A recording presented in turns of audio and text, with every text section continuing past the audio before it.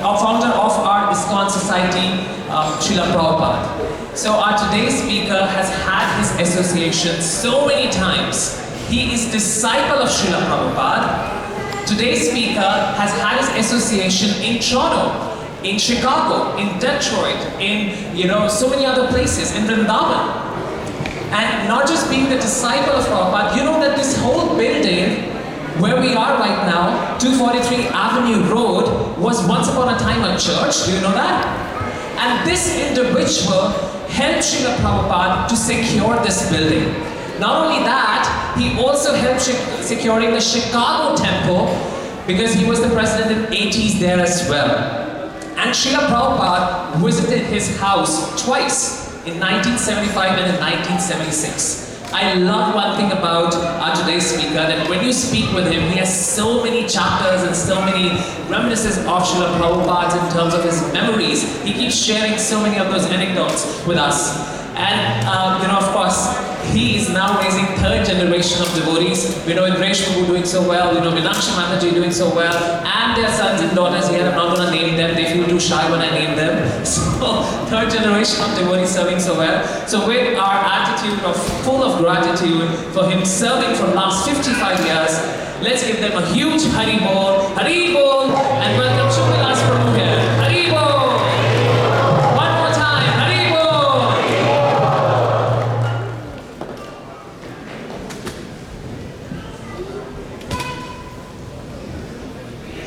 Thank you, Prabhuji, for all that you have been doing and for today's session.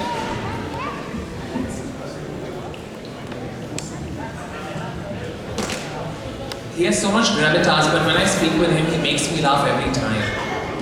And I have to tell you many incidents with him, which I'll speak later perhaps.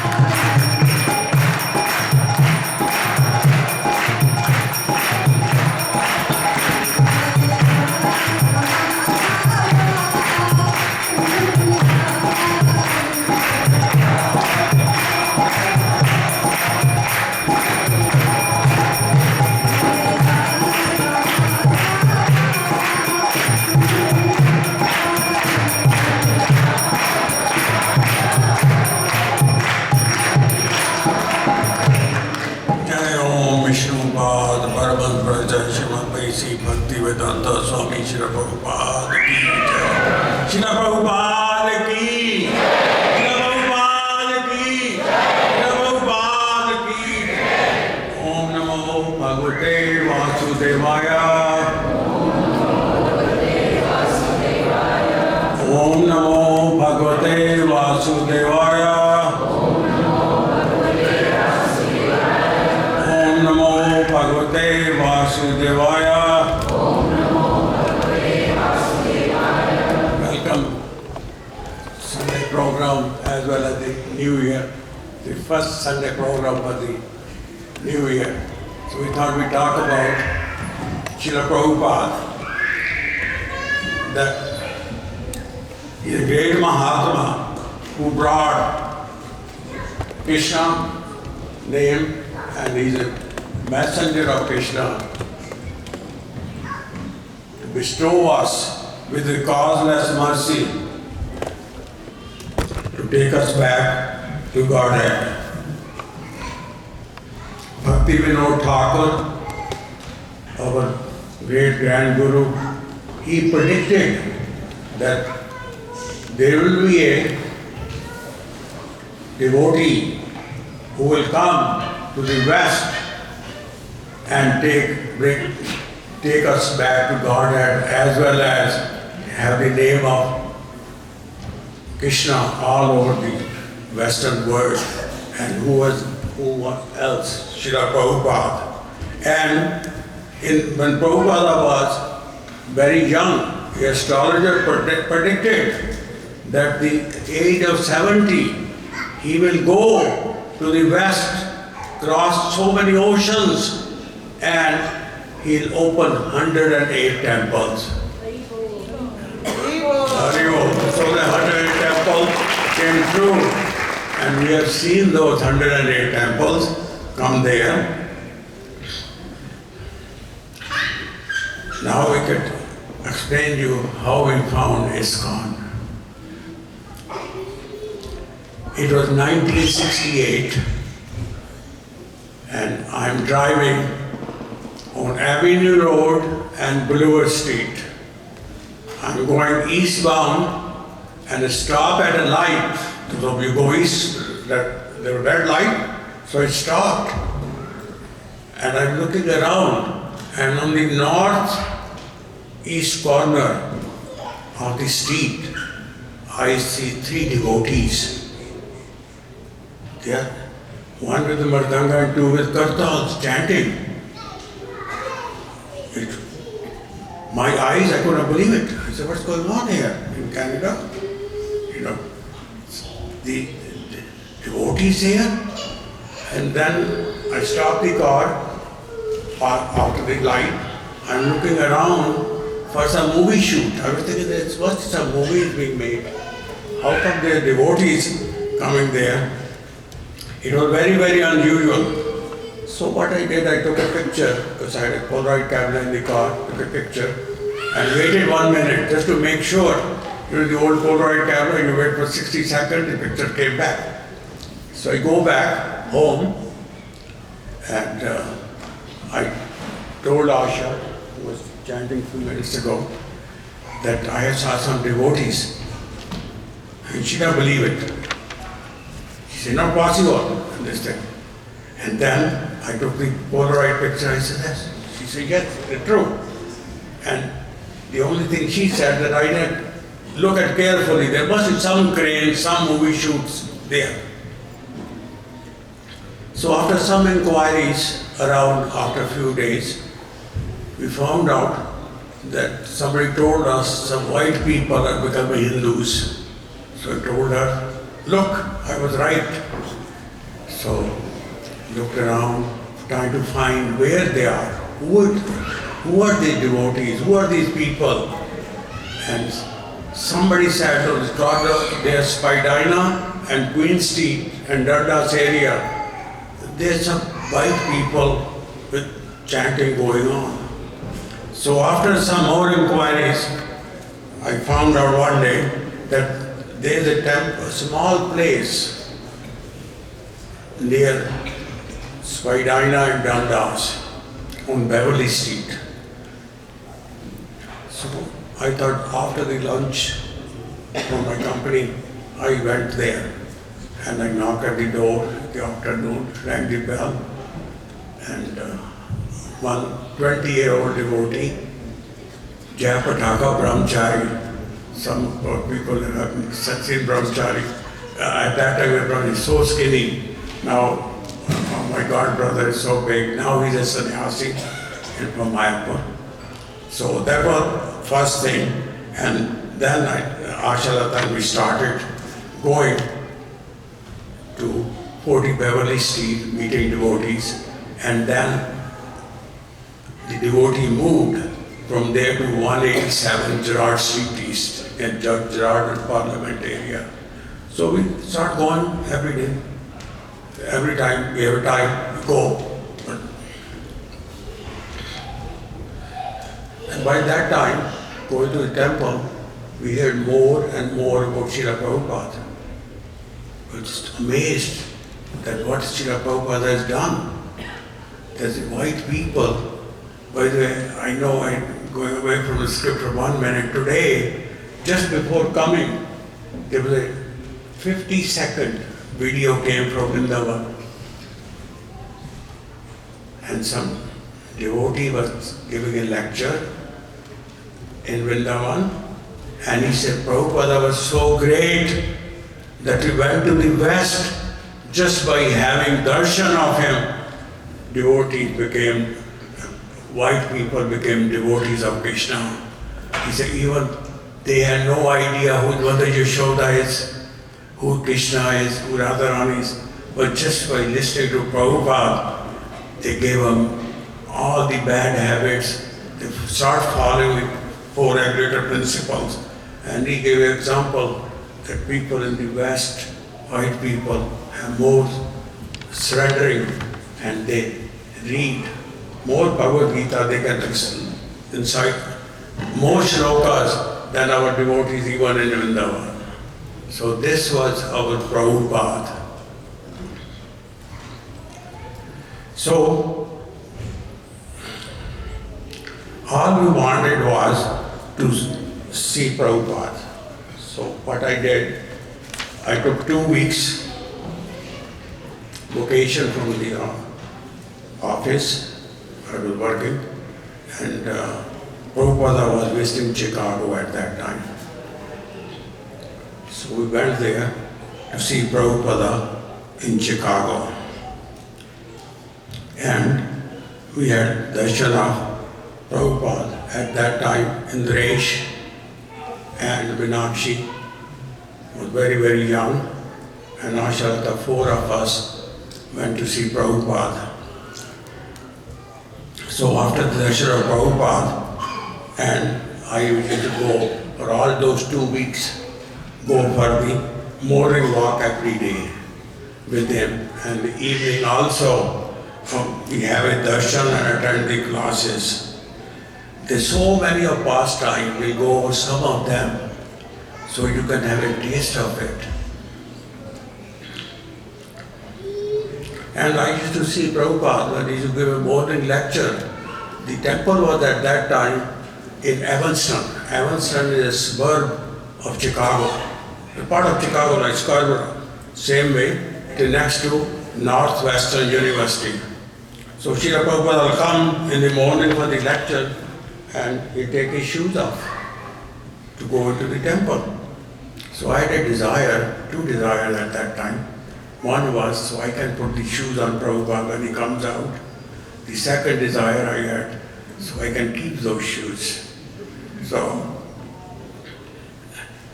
So by talking to his secretary, he told me how to do it.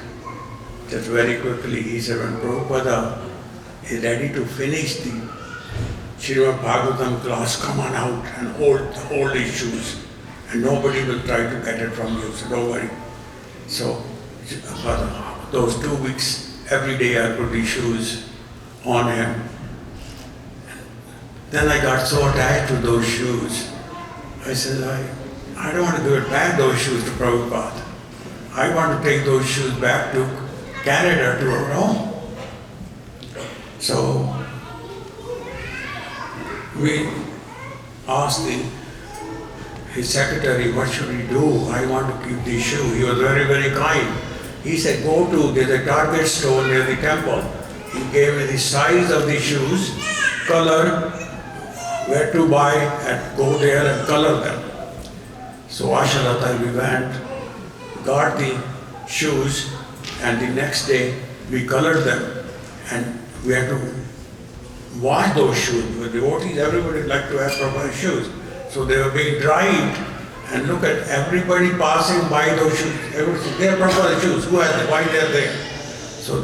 So, and the next morning, when Prabhupada came from the apartment down, the secretary gave me his old shoes already. So I put them away in my bag and I was ready. So Prabhupada comes down, he put these shoes on, and he says, look at Prabhupada, so consciousness. Here, our shoes are stolen, we don't know. But here, Prabhupada said, they're a little tight today, because they were brand new. And the secretary says, Subhavilas took your shoes and he brought this new one. And Prabhupada smiled and said, okay, he can have them. So those shoes, we have them here in Toronto at our home. And in Chicago, Prabhupada was so kind and conscious. Sometimes you people ask, why you're so attached to Prabhupada? You can't describe it, you were like our father. So there were other buses, full, see those buses which go from Toronto to Montreal here and there. There were 4 or 5 buses in those days. The devotees used to go all over US to distribute the books and Harinam everywhere. So those devotees brought those 4 buses to the parking lot of University of Northwestern University, which was nearby. So to take a picture with Prabhupada. And you could see Prabhupada sitting down, and the camera was ready to take the picture, and Prabhupada stopped that picture. I moved away, because in those days I was wearing pants, and I had hairs also, and all the devotees you could see, they were all shaved up, sannyasis, everybody else. And Prabhupada called me, come on over, and I'm the only one in the picture on the side, you could see, with the hairs and pants, you can't see it. And the devotees covered that by standing in front of me. So Prabhupada was so kind. Another sweet memory in Chicago was in 1975. There was a Rath Yatra at a Daly Square. Daly Square is like our downtown Toronto. Downtown, that is where all the municipal offices are in the Daly Square. So on that day, and especially in that area, was so dirty. All the devotees are there, and Jagannath God is there. And none of us is ready to pay dandavat to Jagannath because it's so dirty. Our dhoti will spoil. So everybody is going like Jagannath, and Srila Prabhupada cars comes in, and Prabhupada gets out, and Prabhupada doesn't sit down. Look at Prabhupada. Prabhupada pays dandavat. As soon as Prabhupada said dandavat, what all of us did, we paid a dandavat too. We don't care about our dhoti at that time. And that was Prabhupada, how he taught us by the example. Then we found out from Prabhupada that he's coming. Somebody invited him, one of my godbrothers, at that time I know my godbrother, but he said, invited Prabhupada to come to Detroit. And I said, if Prabhupada come to Detroit, why can't he come to Toronto? Toronto is very close by. So I asked Prabhupada, please come to Toronto also, you're coming to Detroit. And Prabhupada, look at the kindness and mercy of him. He didn't know who I am that much. And he said, yes, I'll come to Toronto. Then, from there, when he came to Detroit, we went back to see him for a few days to make the schedule and all this. And Prabhupada came to Toronto the schedule was made, and at that time, Ramanathan was very small. 187 George Street was a very small house. If you have a time someday, it's not that far from this temple, you should go there. And in Detroit, a few days before coming to Toronto, we went to see Mashallah and me with two of our children. They were really good, small children those days. In the Asian days, the big numbers. They're all serving now. And devotees in Ramanathan here at George Street, they keep insisting, get initiation, get initiation, get initiation. So Prabhupada personally gave us the second initiation, and he put a Brahman here on me and gave a Guru Mantra of Prabhupada in person to us.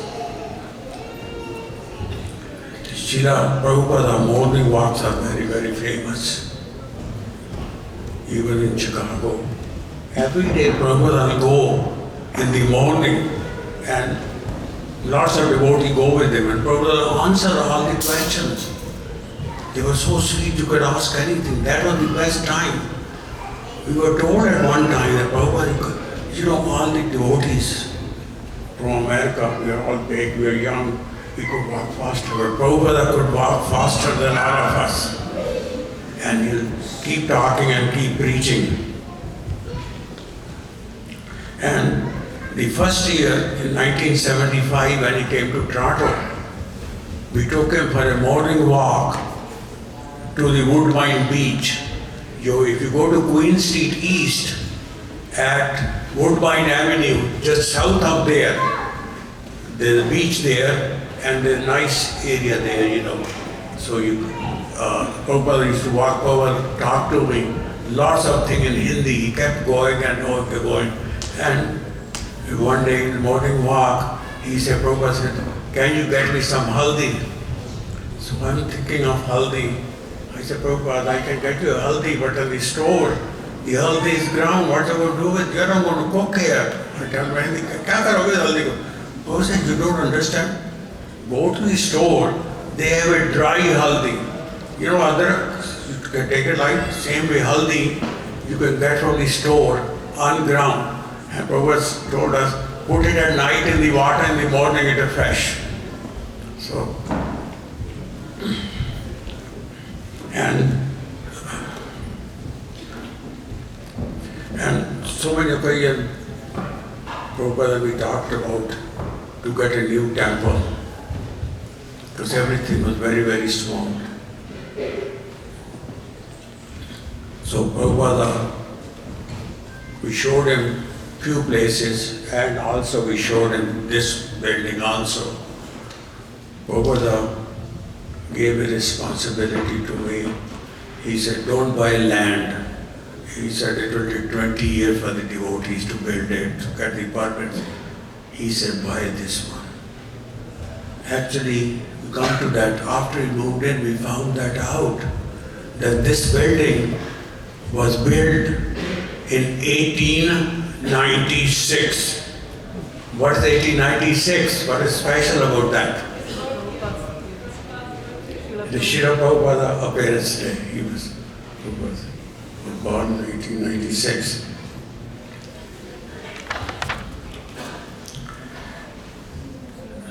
So it was difficult to get this building. Number one, the money was an issue, and they were back and forth, selling, not selling. They were trying to sell it to Iskcon, not selling. There's long stories there. But with a lot of hard work going back and forth and putting myself, they checked me out. I said, I want to buy it. And I remember Mr. Reed, who was the part of this church.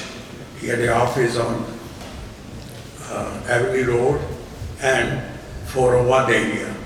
And met him, convinced him, tried to talk to him again, back and forth. And then there was the issue of money. They want a guarantee that how are you going to buy it? Devotees, had no cash, they could sign it.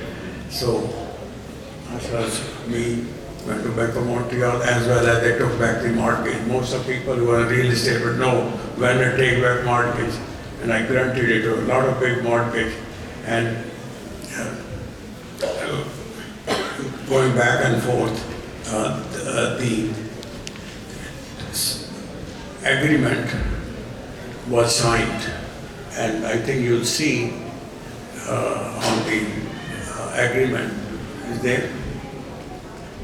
And there's it says on my other name, Subhavilas, buying this building. So everything was agreed, and all day devotees knew that I'm working on today the kind of a final day of negotiation. They kept calling. I didn't answer any phone. So in the evening, we went to 187 Gerard Street. In those days, there were not these kind of alarms. The fire alarm used to be, you keep ringing. Like there's a bell, big bell, but you keep going like this. And so we went there, and as soon as we started ringing, the devotees knew that we got it, the answer, and it is signed. So we had a big kirtan that evening, and everybody was so happy. And 2 days after that, I got a telegram from Prabhupada, congratulations. And of course, later on, Prabhupada wrote a letter also, which will come in later on there. So Prabhupada was very, very excited to get this temple. And in that time, a call was made to him also to Bombay Juhu temple. It was normal when you call Prabhupada was always busy. And I made a phone call to him, and the first answer used to be normal. To what he says, his secretary, he is very busy. And I could hear Prabhupada on the back, "Kaun hai?" He said, "Subhavilas." He said, "Put him on." So Prabhupada spoke to me, and he blessed the temple.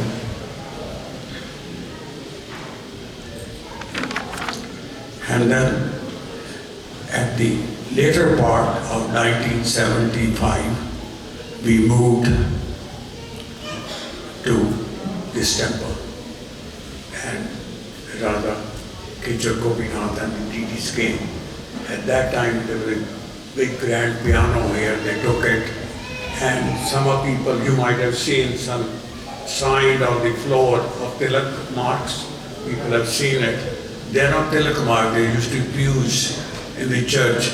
When we sold those pews, though the brackets were there. And Srila Prabhupada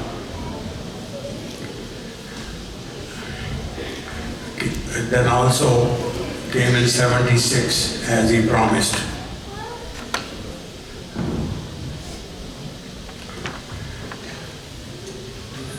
So Prabhu was very, very kind, and I invited him to come to our house in 1975.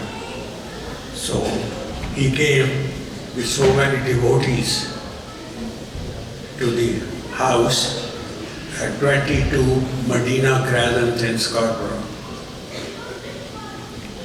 Just a coincidence, we were out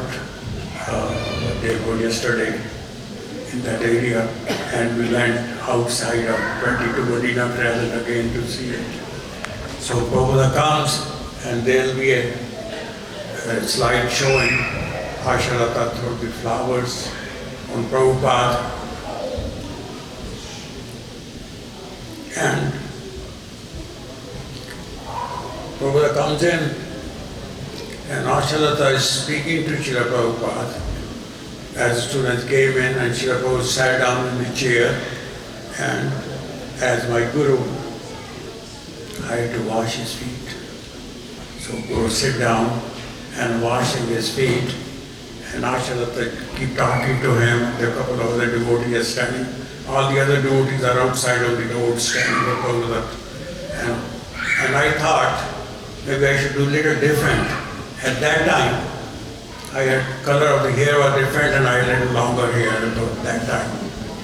And I said, maybe, if you see that picture, you see I had a towel on the left-hand side. Is it there? Yeah, this towel. And I was not using the towel. I thought maybe I got extra mercy. I dry after washing the feet, I would dry his feet with my head going like this, just to keep drying with the hairs. And after I don't know how many minutes, after quite a few minutes, Prabhupada hits me. Baskar, that means stop it. And then Prabhupada got up and the program started. Also, when Prabhupada was here, one day his tooth was start hurting. So we told Prabhupada to let's go to the dentist. Prabhupada said, no, I'm busy. I don't reach. I got people coming from the University of Toronto. And we were like gentle to him. We kept asking him, Prabhupada, let's go, let's go. He got so much, says, okay, take me to the dentist. So we took him to the dentist, and dentist was very, very nice. He took care of Prabhupada. And when Prabhupada came back, Prabhupada blessed the dentist. Look at the dentist, so lucky. Teeth of Prabhupada. Prabhupada came, he said, dentists were very good. Prabhupada was feeling better after that.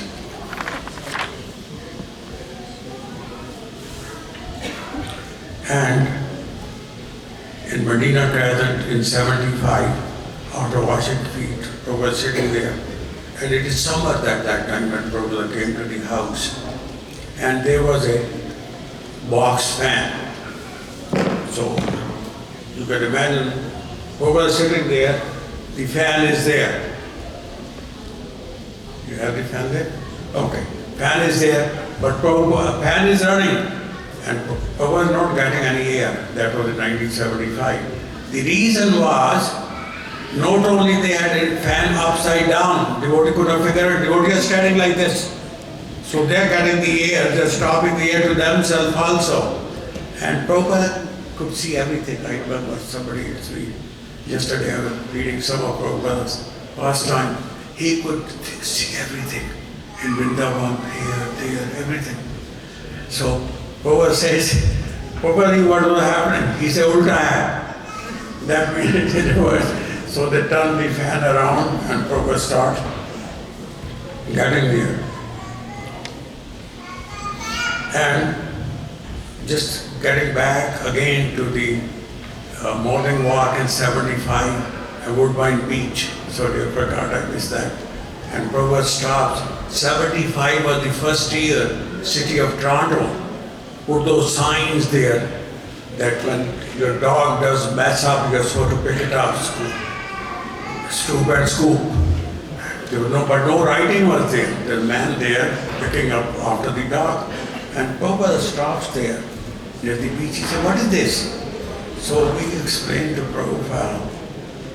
He said, oh, Bhajan, you are. I introduced you God, no dogs.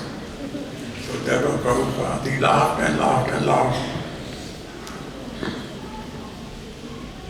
Another merciful pastime in 1975 when Prabhupada came to the house.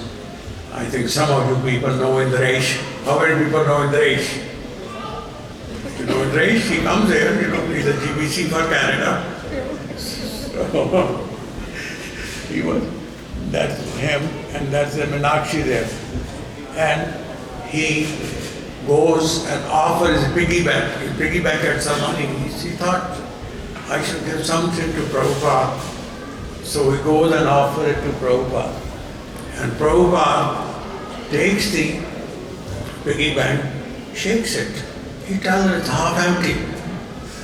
You're not full yet. He says, you fill it up when I come next time and take it. Look at the mercy of Prabhupada. He promised at that time in 75, that he'll come back. So in this took a few days he filled it up. And in 76, when Srila Prabhupada came, piggy bank was offered to him. He brings that piggy bank to the temple. And in the temple, he make them count, get a check for him, and he gave on Sunday as a prasadam to Indresh. So we have that piggy bank at home.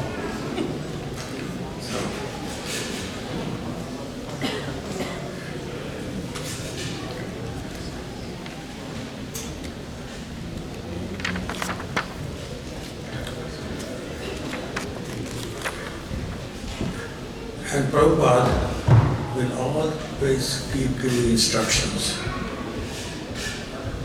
I spend the time with him,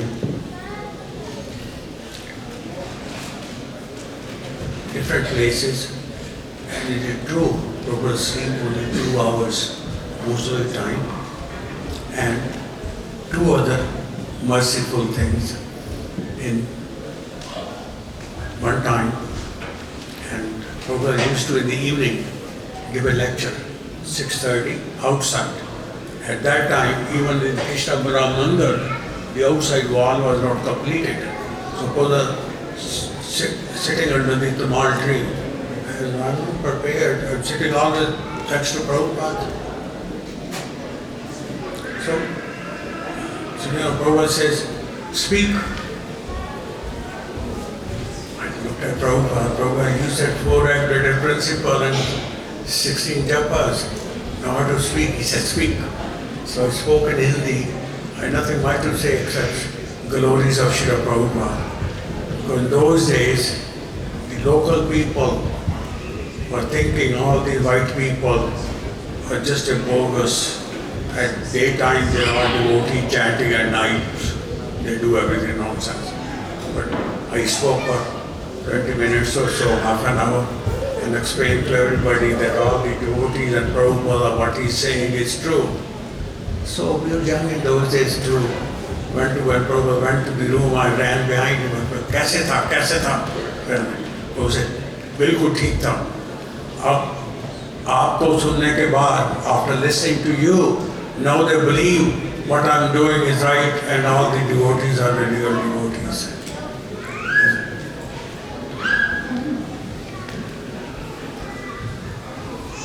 And once, with Prabhupada room, and Prabhupada chanting his rounds, and Prabhupada go and wash the hands, and he puts his japa in the windowsill. And I asked Prabhupada, "Oh, can I have that japa?" And Prabhupada looks at me, "Aapko diya tha?" And he shakes ke time pe. I said, "Prabhupada," he didn't answer, he goes back, wash the hand, he come back, he said, "Come back, le le." So he gave that, as we have that japa of him there. And the other merciful pastime in Vrindavan, talking to Prabhupada, Asharata there, Meenakshi there, Indresh, young, he lying down, while talking to Prabhupada so long, he goes to sleep. And about 2 o'clock, Prabhupada used to eat. Lunch was at 2 o'clock. So I'm standing up, trying to pick up Indresh, take him to our room. Prabhupada said, "I'll take care of him." Can't say anything. Prabhupada at that time, he said, "He's my grandson, Prabhupada." "I'll take care of him." So I was very happy. He said, "He's my grandson." Actually, I was more happy when I came out. Oh, if he's a grandson, I got an automatic son. So that was really there. And then look at Prabhupada. At that time, Prabhupada had about 5,000 disciples all over the world. So many servants, so many secretaries.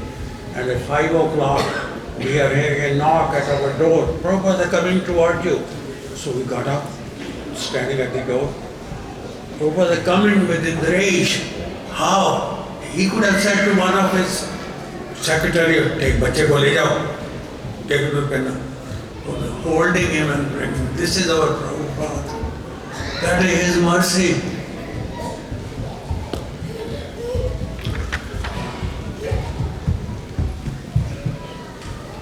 While in Vrindavan, look at Prabhupada, how you saw only this many people, and I don't know who is here or not here.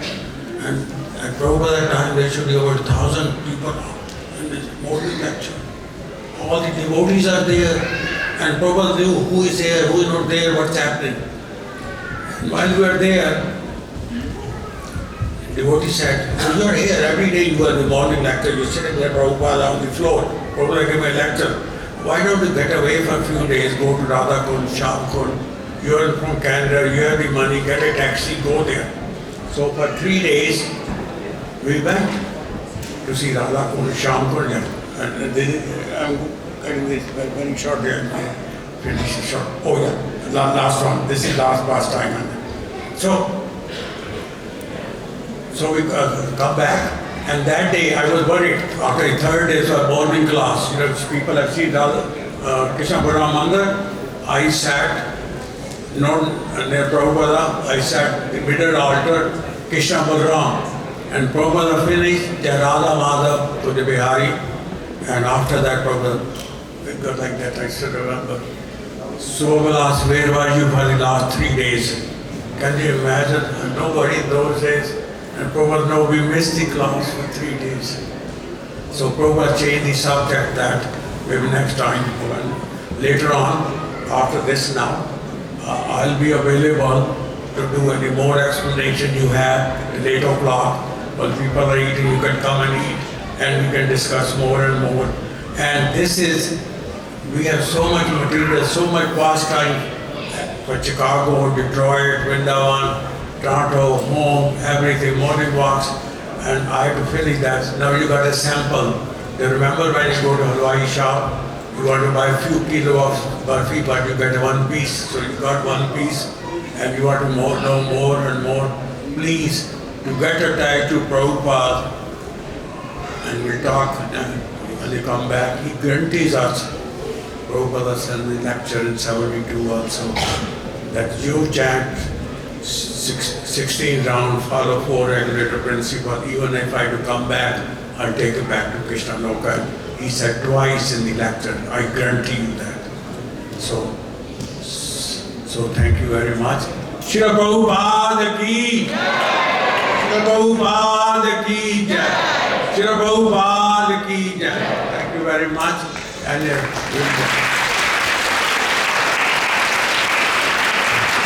got another half an hour, and I will come back, I'll be here, and any question you have will be more explanation.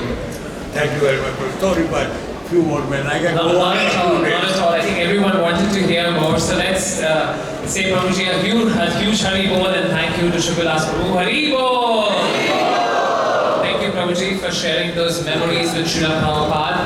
And we're going to start our entire, the 2025 with such similar memories. So the entire month of January, we are going to invite Srila Prabhupada disciples for the sessions, and also the early part of February. So I request everyone to join us every Sunday.